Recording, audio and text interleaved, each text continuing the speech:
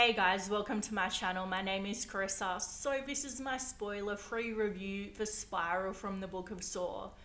So firstly, whoever decided to replace Billy the puppet with the pig puppet, I mean seriously, the pig puppet, he was not terrifying. So that was mistake number one from this movie, and this movie made a lot of mistakes. But before we get into that, if you could subscribe, like, yada yada yada, you know the drill by now. I'm going to have my spoiler review out in a few hours' time if you want to check that out. So do you need to see the previous movies to enjoy this movie? Definitely not. Like, for the die-hard fans, you will definitely see how this, it pays homage, if I'm saying that right, to the original movies. There's definitely Easter eggs that you're going to notice if you've seen all the movies. But if you haven't, don't worry, you can definitely go into this as a first-time viewer.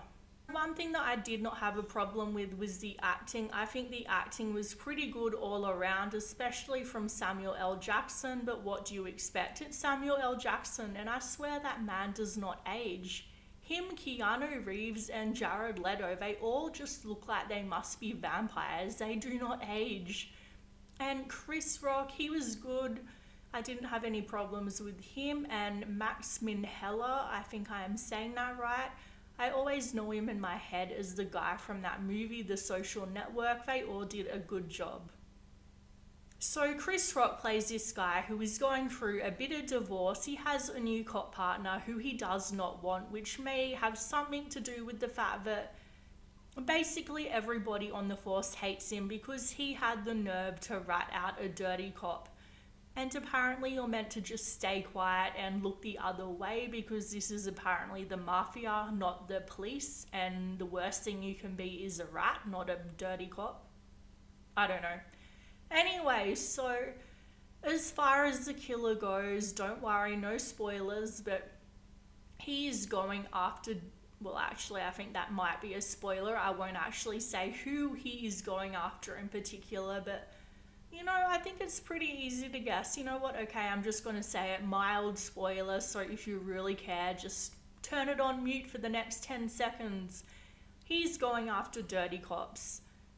So as far as the kills go, I think the kills are pretty consistent with what we've seen so far from the Saw franchise. I wouldn't say it really goes above what we've seen so far in terms of gore. It's pretty consistent. So if you want to know how bad it's going to be, just watch one of the other Saw movies. It's basically the same. I wouldn't say there's anything special about the intro kill or the kills in general. They didn't really impress me. I've definitely seen better in the other Saw movies.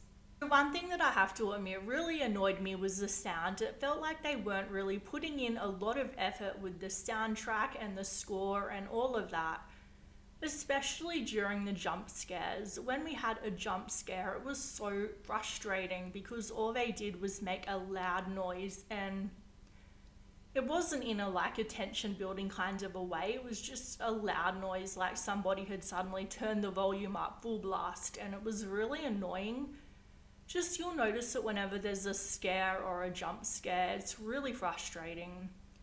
And the killer that voiced Jigsaw, when he had the tape playing during the Jigsaw traps that people found themselves caught in, okay, he was not scary. He sounded like a nasally teenager. He did not sound like a killer. The guy from the original movies, Tobin Bell, he sounded scary, not this guy. And look, I just felt like it didn't really feel like a Saw movie to me.